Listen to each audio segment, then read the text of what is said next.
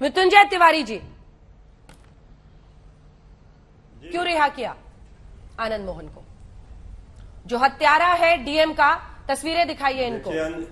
जब डीएम की हत्या हुई थी, उनकी रोती हुई कलपती हुई बेटियों को देखा था आपने तिवारी जी?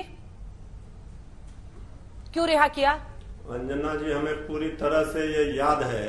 उस समय हम लोग कॉलेज में पढ़ाई कर रहे थे और जो चर्चा आप कर रहे हैं, एक बात अच्छी तरह से समझ लेनी चाहिए। ठीक है, माननीय न्यायालय ने फैसला दिया, लेकिन आदरणीय आनंद मोहन जी ने पूरे नियम कानून कायदे के साथ पूरी सजा काटी और जो जेल में उनका व्यवहार रहा, एक सभ्य नागरिक की तरह उन्होंने वहां पुस्तकें लिखी, उन्होंने आदर्श प्रस्तुत किया कि जेल में रह करके भी उन्होंने जिस तरह से नियम कानून कायदे को माना, उनके आचरण को देखते हुए, और जब उन्होंने पूरा सजा काट लिया, समय काट लिया, तो अगर उनको इस नियम के बदलाव से फायदे हुए हैं, तो इसको लेकर के जो सवाल खड़े किए जा रहे हैं, ये समझ में नहीं आता।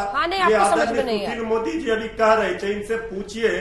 अरे सुनिए तो सर, सुनिए ना, मेरी बात, आप ही से बात कर रही हूँ सर। जब डिप्टी सीएम थे बिहार के, तो मृत्युंजय जी, अभी आपने कहा आदरणीय आनंद मोहन जी, मैं तो कहती हूँ 2-4 और भी आप उपनाम जोड़ दीजिए। माननीय, यशस्वी, आदरणीय आनंद मोहन जी, 2-4 और जोड़ लीजिए। जो हत्या का दोषी करार दिया गया सुप्रीम कोर्ट से, उसको जानबूझकर आप आदरणीय कह रहे हैं ना? हम लोगों का हत्या का दोषी तो हत्यारा ही कहलाएगा। हम लोगों का ये संस्कार है। हमसे जो उम्र में बड़े होते हैं, उनको हम आदरणीय बोलते हैं। अच्छा। और वो माननीय सांसद भी रहे हैं। अब सवाल ये उठता है कि आप उनके आचरण को, जो सजा उन्होंने काटी जेल में, उनके आचरण को भी देखिए। हर चीज में राजनीति के चश्मे से नहीं देखी जाती। आप बाहुबली कर रहे हैं, तो अपराध को अपराध के नजरिए से देखेंगे। नहीं है, सिर्फ अपने जाति में नहीं, सब देखिए। हम तो बीजेपी के हमारे नेता आदरणीय सुशील मोदी जी जो सवाल खड़े कर रहे थे, यहाँ पर जब गया में पिंडदान होता है, पितरपक्ष का मेला लगता है, उस समय आदरणीय सुशील मोदी जी डिप्टी सीएम रहते हुए कह रहे थे कि अपराधियों को कम से कम पितरपक्ष के दिन छोड़ देना चाहिए, पितरपक्ष का माह है। अब आप सोचिए, वो ज्ञान दे रहे हैं।